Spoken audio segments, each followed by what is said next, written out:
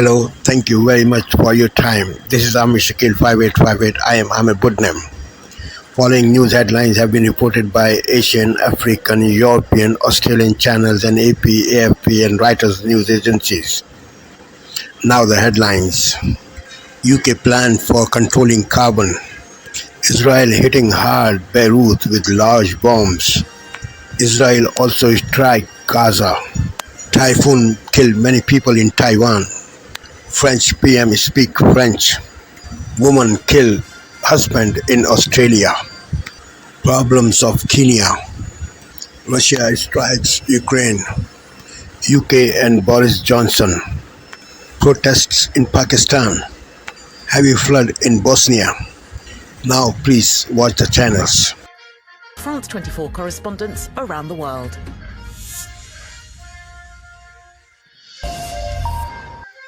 Welcome back to Daybreak here on France 24. My name's Peter O'Brien. Here are your headlines. War in Lebanon sees Hezbollah and Israeli fighters battle near the border as Beirut is rocked by more explosions. Thousands are sent fleeing from a town in Haiti after a gang went on a rampage, killing 70 people. And President Emmanuel Macron speaks up for the French language at an international summit for French-speaking countries, and he speaks out against Israel's invasion of Lebanon.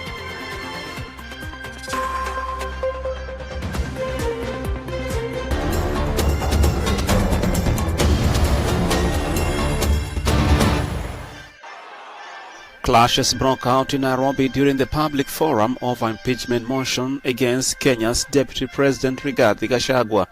Supporters and opponents of Kenya's Deputy President clashed Friday at public forums of an impeachment motion against him, which was introduced in Parliament by the ruling alliance this week.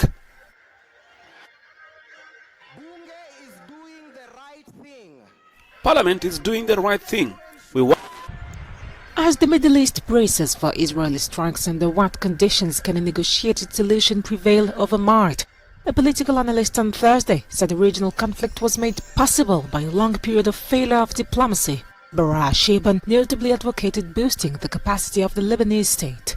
If we try to bring the Lebanese government into the table, they do not have control over their southern border. With the very latest on the race for the White House. And multi-platinum singer-songwriter Casey Chambers joins us on the couch. Plus, she's bringing her guitar. Don't miss it. On that Saturday, it was quiet. There was no sounds of fighting. No, nothing. It was unreal. Do Americans low-key hate their democracy? It was a stolen disguise. Out of their minds. Go about 2 hours that way and you're in the middle of Alabama's 4th District. A mostly rural seat in the north of the state and as Republican heartland as it gets. 84% of this seat voted Republican at the last election. And about 2 hours that way is one of the safest Democratic seats, Georgia's 5th, a district that covers Atlanta's city centre and has a large black and African-American population.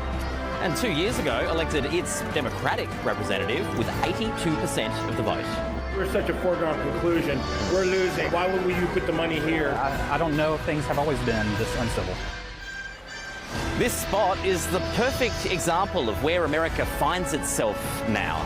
Two parts of the country that are basically neighbours, yet in so many ways are polar opposites. We didn't leave the Democrats, they left us. This is democracy, and democracy is messy. If you're standing in the middle, things feel pretty lonely. It feels like something's going wrong in American politics. This country seems to be tearing itself apart. What the hell have you done to question our loyalty to the United States of America? These guys are creepy and yes, just weird as hell. That's what you see. That's what you see. People on both sides say if their candidate doesn't win, it's the end of the nation as we know it. I'm a very competitive person. I want to win, and we're going to win in 2024. You know, we founded American democracy here, and Pennsylvania is going to save it. This is part one in a series. We're setting off around this nation in a very large American car, asking what's driving Americans apart, and can anything bring them back together? We're asking America, are you okay? in a new India this October on CMA. Hi, I'm Yasmin Yonkers with your headlines this hour. Beirut has been hit by further blasts as Israel issues new evacuation orders for civilians in the Lebanese capital. And these come amid an escalation in the conflict between Israel and Hezbollah. Meantime, Iran's supreme leader vows that his allies around the region will keep fighting Israel following Iran's missile strike against it. US President Joe Biden discourages Israel from targeting Iranian oil facilities. He suggests Israel seek an alternative retaliation while it decides how to respond to Iran. And Pakistani police clash with former PM Imran Khan's supporters at their anti-government rally in Islamabad. Authorities seal off the capital and block cell phones after Khan called on supporters to hit the streets. 2 people who went missing from the destructive winds and torrential rains of Typhoon Krathon have been found dead in Taiwan. This brings the death toll for the storm that lashed the island this week to 4. More than 700 people are injured. Across the island, around 20,000 homes were still without power today, mostly in the worst-hit southern seaport city of Kaohsiung, where the typhoon made landfall. And those are your latest headlines from the CNA newsroom.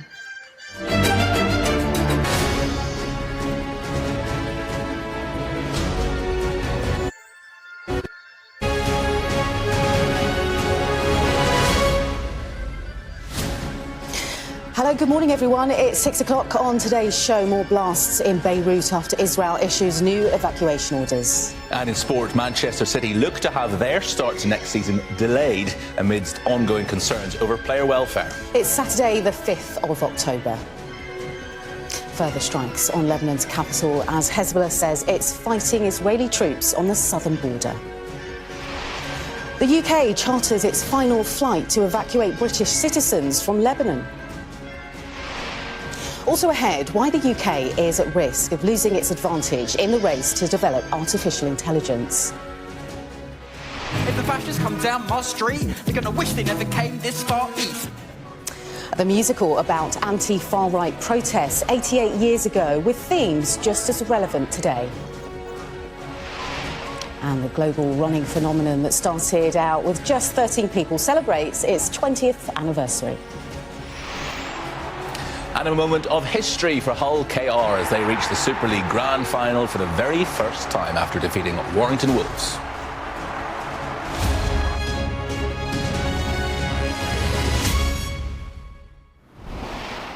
Hello, good morning, and thanks for joining us here on The Breakfast.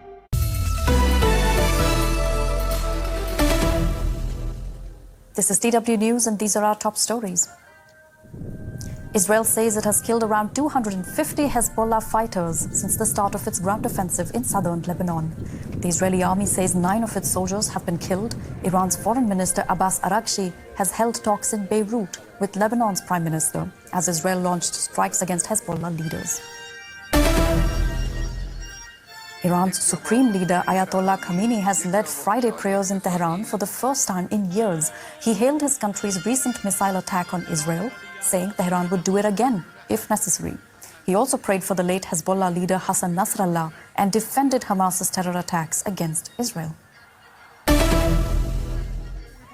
United Nations says at least 70 people, including 3 infants, have been killed in a major gang attack on a small village.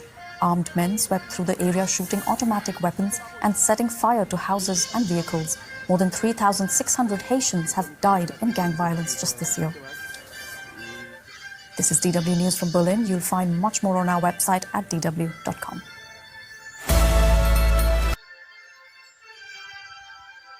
Two Ukrainian cities attempted to sweep away the rubble on Friday after repeated Russian attacks. This includes the bombed community of Pokrovsk in the Donetsk Oblast region. One resident says he was injured because of Moscow's overnight shelling. Мы ночь провели в подвале, в двухэтажном доме до утра. Утром зашел, говорит, да там все так вот. Ну, в общем, не знаю, где там такой сквозняк, не полежать, не отдохнуть. Скорая была. Я показал, а ну, раз. Да вроде, говорят, осколка нет. Roughly 55 kilometres northeast, residents boarded up windows and cleared away broken glass in the Ukrainian city of Kostya-Yanivka. 5:30 утра как засветило, как вот сварка вроде, вот таким огнем. И бах-бах, и начало лететь, а мы ж рядом по крыше слышу бах-бах-бах-бах. Все затихло. The attacks on Ukraine's east comes as Russia continues to push further into Donetsk Oblast. This is one of 4 Ukrainian regions Moscow recently claimed it annexed in its 2022 full-scale invasion, an allegation Kyiv rejects and says is illegal.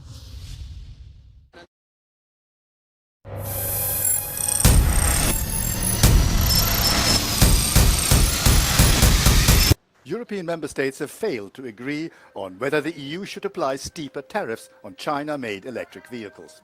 Now the decision goes back to the EU Commission, who can implement its proposal. This means that the tariffs can be imposed. The vote in Council revealed clear divisions. 10 countries voted in favour of the tariffs, with France and Italy amongst them. Germany and 4 more countries voted against. However, the abstention of 12 countries meant that there was no result. Germany's car manufacturers operate largely at the higher end. It's mostly premium cars, and they invested heavily within China. Given that their premium branding, they don't not too worried about competition on the lower end of the markets from Chinese imports. Whereas French and Italian producers have not invested as heavily in China, and they compete much more directly on the low end of the market, and they're therefore much more worried about the effect that Chinese competition would have for the European market. The high number of abstentions reflects long-standing concerns about how Europe should stand up to China. Even though there is agreement about the fact that Beijing's unfair trade practices merit a forceful, united response, fears of commercial retaliation appear to have dampened the resolve of many capitals. The venue, a giant factory where they make glass bottles. The investment, billions, almost 22 billion. Funding what they say will be a new era, fueling growth while cutting carbon emissions. Clean energy is a golden opportunity for our country, a chance to bring security and hope to working people. Relight the fires of renewal in those areas that got hit so hard by deindustrialisation. Including this area, stretching between North Cheshire and Merseyside, which will become a carbon capture cluster under the plans announced today, where hydrogen will be produced to power industry, with infrastructure and tech on a scale we've not done before, to capture the carbon that fuels the climate crisis. Once the carbon has been captured, instead of being pumped out into the atmosphere, it will be piped under the sea and then stored. According to the government, the billions the Prime Minister announced today will make the UK a global leader in clean energy and green tech, and also create thousands of well-paid jobs in this area and also at a second site in Teesside. What's not to like, you might think? According to some, quite a lot. So your campaign group is called High Not. Why is that? As opposed to High Net, which is the scheme that they're proposing here, which is based around the production of blue hydrogen, with theoretically to decarbonise industry in the northwest. Which sounds like a great idea, but unfortunately it commits us using twice as much fossil fuels well into the future. So it'll continue the extraction of oil and gas, and it depends massively on subsidy, government subsidy, 22 billion in this case, going on decades into the future, when the cheapest alternatives are all renewable energy now. He's not the only sceptic. Some scientists and campaigners claim the kind of hydrogen they'll make here, blue hydrogen, will lock the UK into fossil fuel use for decades to come. And last month, they wrote to Ed Miliband as Energy Secretary ahead of today's announcement, calling for a change of plan. The best advice I've got is from the Climate Change Committee, the independent watchdog that advises me and advises Parliament. They say carbon capture is essential if we're to meet our carbon budgets. It's essential if we're to decarbonise. But isn't a lot of the carbon... A night of airstrikes and fear across Lebanon. Israel launches a new barrage on the capital and expands attacks across the country. The US President calls on Israel not to attack Iran's nuclear sites and oil facilities, as Tel Aviv works on a retaliation plan against Iran. Hello, welcome to TRT World, live from Istanbul. I'm Aaron Armstrong. Also coming up on the programme, Israeli attacks in Gaza continue. At least 8 Palestinians are killed after strikes hit homes in the centre of the Strip. And in our special report, the devastating impact on children's education in West Africa due to an ongoing battle between government forces and rebel groups.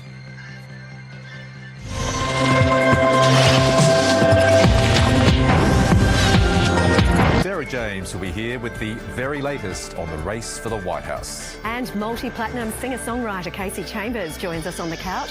Plus, she's bringing her guitar. Don't miss it.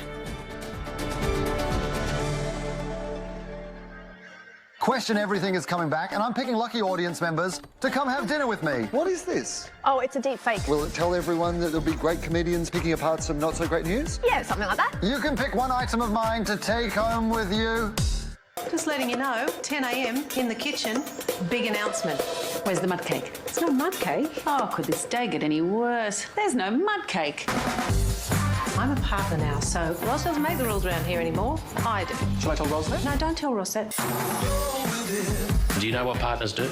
They bring in new business. You have to win them over with your personality and people skills. Do you need my help? Do you want to engage me as your lawyer? Nah. I'd like you to meet Melissa, my boo. Oh, don't say that. I'm the webmaster. You're not the webmaster, I'm the webmaster. My point is, you're both idiots. Gruber and Fisk, I'm the Fisk. I don't want to meet new people or do new things because I might not remember stuff. If Plum has CTE, he needs to be addressing it. Peter doesn't know how to lose. That's the problem. It's just 50% of the hand you've been dealt. I've been writing things down, and my brain likes it. We are one big bloody family. Tell your brain what to do. Plum! Tell it to win. See you, Plum. Plum starts Sunday, October 20.